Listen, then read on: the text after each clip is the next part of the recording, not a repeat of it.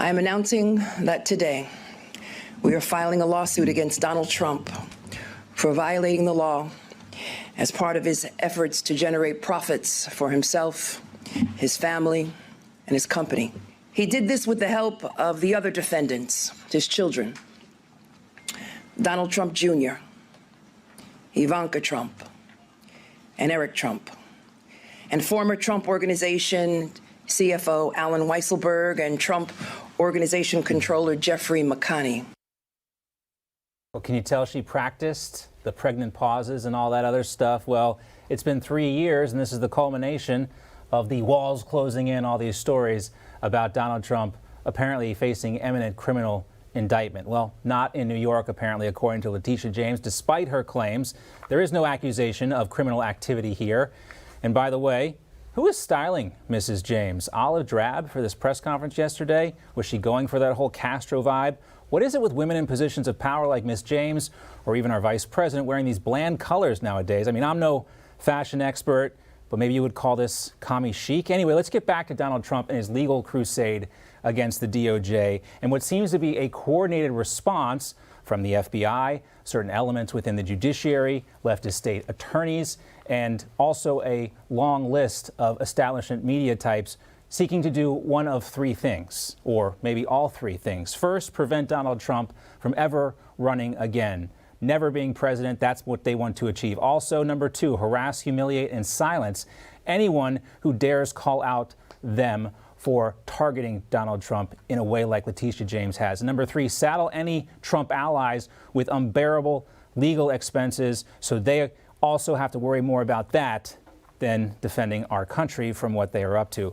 They've been waiting for this moment for a long time. I say one name, Donald Trump. That should motivate you. Stop your vote. Will you sue him for us? Oh, we're going to definitely sue him. We're going to be a real pain in the He's going to know my name personally. Running for Attorney General because I will never be afraid to challenge this illegitimate president when our fundamental rights are at stake. Well, maybe she just wants to date him, right? That's what the left always wants us to believe when you go after somebody like that. Anyway, now that's Letitia James. She, of course, isn't the only public official in New York to really have designs on Donald Trump. Remember this from former Governor Cuomo? This was anarchy. This is an explosion of hate. This is the result of a leader who, for 4 years, actually appealed to the worst in people.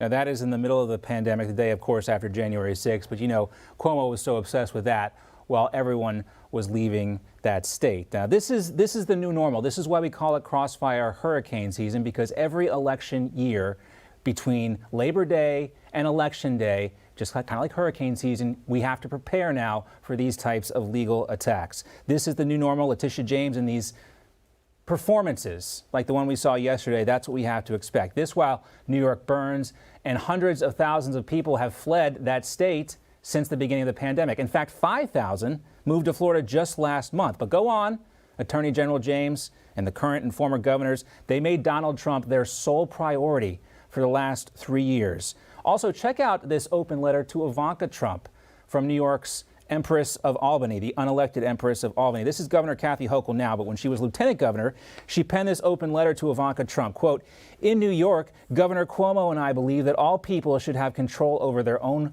health and bodies. I guess that's, of course, unless you're Brittany Camiso, one of Cuomo's former aides.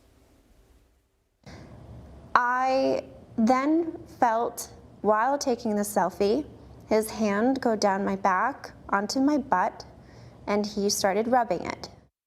Yeah, I guess not. I guess your body isn't yours, maybe, according to the allegations there. I guess you could say the same thing applies to Hunter Biden's hookers, too, maybe, but I won't go there anymore. Now, the New York civil case against Donald Trump and his family also came on the same day that President Trump faced another legal hurdle. That story that Mike Carter brought us just a few moments ago, the 11th Circuit Court of Appeals issuing that partial stay, which will allow for the FBI to continue to use these alleged classified documents. Trump's legal team says they are declassified and they may contain some executive privilege stuff, but that's where we are and where things stand right now. Let's welcome in now constitutional law expert and Newsmax contributor Jenna Ellis. Great to have you with us, Jenna. Great to see you, John. Thanks. So where do you want to start here, Jenny? You want to start in New York, or you want to start with the 11th Circuit Court of Appeals? Yeah, let's start in New York. I mean, this is just the most brazen attempt yet to weaponize the justice system and public office to get Trump. And that is all that Letitia James is about. And you can see that in the montage that you played from her own statements. Running for Attorney General, that was her sole mission, to get Trump. And now, 49 days from her own election, she's now suing him, but with resources, unlimited resources, and 3 years. All she has is this very, very weak civil suit, and she has to refer the rest to the IRS. I mean, this is just so laughable. It's almost like the coronavirus, where every new strain of the Democrats' hoaxes just gets weaker and weaker and weaker, and you can see that it's not going anywhere. And so for the American people, I think that they need to make sure that we are not experiencing Trump fatigue. That's what the Democrats want. Yeah. They want us to say, okay, no longer, we don't want these attacks against Trump. We have to make sure that we understand that due process matters and that these political weaponizations by the Democrats are absolutely unconstitutional, they're unlawful, and they're un-American. You know, you say it's a civil case and there's so much time, money, and effort by Letitia James, Jenna. On the flip side here, let's take Trump out of it. If you live in New York, this is your attorney general for the entire state. Some say there could be a malicious prosecution charge against her, that she's, abusing her power. Could that stand? Absolutely. I think there's more than sufficient evidence to at least have those allegations brought against her. And, listen, these are not the type of people that should hold public office if they're only using their public office, public resources, and the power of law enforcement to maliciously prosecute specific individuals that they clearly hate. You can see the visceral reaction that she has even saying his name. I mean, this is Trump derangement syndrome at its finest, and certainly malicious prosecution. All right, Jen, let's move on to the 11th Circuit Court of Appeals, this decision. I mean, everyone on the left is pointing out the fact that these are 2 out of the 3 are Trump appointees here, but give us your take on this decision. Yeah, well, I certainly disagree with the 11th Circuit. They seem to have a lot more faith and confidence in the Department of Justice's ability to be reasonable and to actually classify and segregate documents responsibly and ethically and according to the law, which Judge Cannon didn't share that assessment. And so while the 11th Circuit is right that the public does have an interest in national security, of course, this slight delay by a special master after the DOJ hasn't come after Trump for these documents for 2 years. Now suddenly there's some kind of urgency.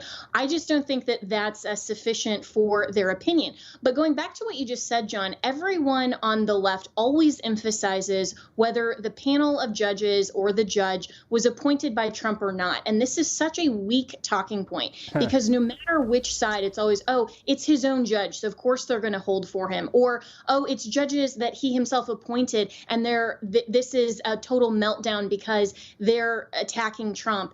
And that doesn't matter. Ultimately, it does not matter who appointed a judge, which president. They're part of the judicial branch. They should be unbiased. And I'm tired of talking about Trump judges or not Trump judges, because ultimately, when it comes to the judicial branch and judicial review, it should not matter. But of course, the left weaponizes that talking point as well. The judiciary has been politicized just like everything else, Jenna. But following up on that, what Judge Cannon seemed to acknowledge in her ruling is these leaks that we've seen from the DOJ, specifically to the Washington Post. And it doesn't seem like the Circuit Court, the 11th Circuit, is at all concerned about that, even though I think they should be. Absolutely, they should be. And it was interesting that their analysis really didn't reach that, and it didn't touch on a lot of these concerns that Judge Cannon wrote in her opinion granting a special master. And when you have this schedule that we're only concerned about roughly 100 documents here, that won't take a special master long to go through. And so it just doesn't seem to warrant this type of urgency on behalf of the DOJ that the 11th Circuit is emphasizing here, rather than making sure that a private citizen and a former president's constitutionally protected rights remain intact. Real quick, Jenna, just lay out for us, though, what happens now, because 78-year-old Raymond Dearie is still the special master. Trump is still footing the bill for this. He continues on to go through these documents. And can there still be something positive that he is still in place in that role despite this 11th Circuit ruling? I mean, it may be, and I'm sure that the Trump legal team is evaluating every potential legal option, including an emergency appeal up to the U.S. Supreme Court. Whether or not that happens remains to be seen, but I think over the next coming days, we're going to learn a lot more. All right, Jenna, great to talk to you as always.